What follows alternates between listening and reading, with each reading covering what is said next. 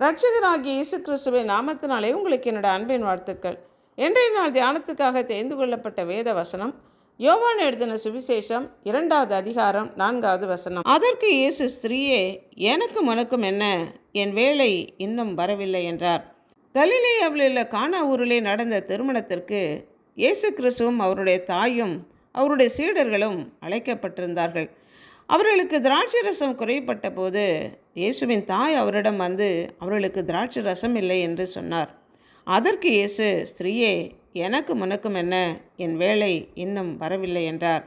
சகலத்தையும் அதனதன் காலத்திலே நேர்த்தியாய் செய்கிற தேவன் கால தாமதமாகவும் அல்ல, காலத்திற்கு முன்பதாகவும் அல்ல, ஏற்ற வேளையிலே ஏற்ற காலத்திலே ஏற்ற நாளிலே சகலத்தையும் செய்து முடிக்கிற தேவன்.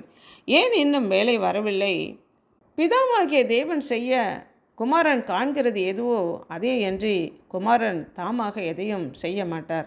பிதாவாகிய தேவனோடு கூட அதிக நேரம் தனித்திருந்து சில வேளைகளே ராம் முழுவதும் அதிகாலை வேளையிலே சென்று தாம் அன்றென்று செய்யப்போகிற காரியங்களை பிதா தமக்கு கட்டளையிடுகிறவைகளைப்படியே ஆண்டவராகிய இயேசு கிறிஸ்து செய்தார்.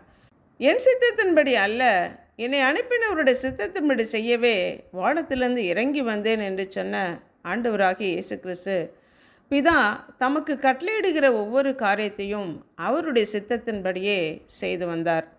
யோவான் 12வது அதிகாரத்தில், நான் சுயமாய் பேசவில்லை, நான் பேச வேண்டியது என்னதென்றும் உபதேசிக்க வேண்டியது என்னதென்றும் என்னை அனுப்பின பிதா எனக்கு கட்டளையிடுகிறார், அவருடைய கட்டளையின்படியே நான் செய்கிறேன் என்று இயேசு கிறிஸ்து சொன்னார். பிதாவின் சித்தத்துக்கு முற்றிலுமாக தன்னை ஒப்பு கொடுத்த குமாரனாகிய இயேசு கிறிஸ்து, அவர் தேவனாய் இருந்தும் தாமாக எந்த காரியத்தையும் செய்யாதபடி பிதாவாகிய தேவனுக்கு தன்னை முற்றிலுமாக அர்ப்பணித்து ஒப்பு கொடுத்து பிதா செய்கிறது எதுவோ சொல்லுகிறது எதுவோ அதை மாத்திரமே குமாரனாகிய இயேசு கிறிஸ்து செய்தார். தண்ணீரை திராட்சை ரசமாக மாற்ற பிதாவாகிய தேவன் சொல்லுகிற அந்த வேளையில் தான் செய்ய வேண்டும். அதற்காக காத்திருந்து என் வேலை இன்னும் வரவில்லை என்றார். நம்முடைய செயல்பாடுகள், பேச்சுக்கள் எப்படி இருக்கிறது என்று யோசித்து பார்ப்போம். நம்மை பெற்றவர்களுக்கோ நமக்கு மேலான அதிகாரம் உள்ளவர்களுக்கோ நாம் கீழ்ப்படிந்து நடக்காதபடி, நம்முடைய சுய சித்தத்தின்படி இச்சையின்படி நடக்கிறவர்களாக நாம் காணப்படுகிறோம். அப்படி இராதபடி அவர்களுக்கெல்லாம் கீழ்ப்படிந்தோம் தேவனுடைய சித்தத்தின்படி நடக்கவே நாம் அழைக்கப்பட்டிருக்கிறோம்.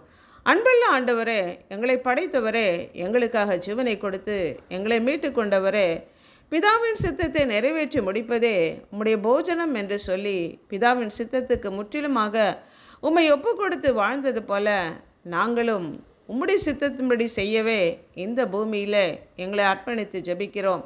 நீர் எங்களுக்கு கட்டளையிடுகிற காரியங்களை செய்யவும், நாங்கள் என்ன பேசணும், எப்படி பேச வேண்டும் என்று கர்த்தர் எங்களுக்கு சொல்லுகிற காரியங்களுக்கு அப்படியே கீழ்ப்படிந்து நடக்க எங்களை அர்ப்பணித்து ஜெபிக்கிறோம். இயேசு கிறிஸ்துவின் நாமத்தினால் ஜெபிக்கிறோம் பிதாவே, ஆமென்.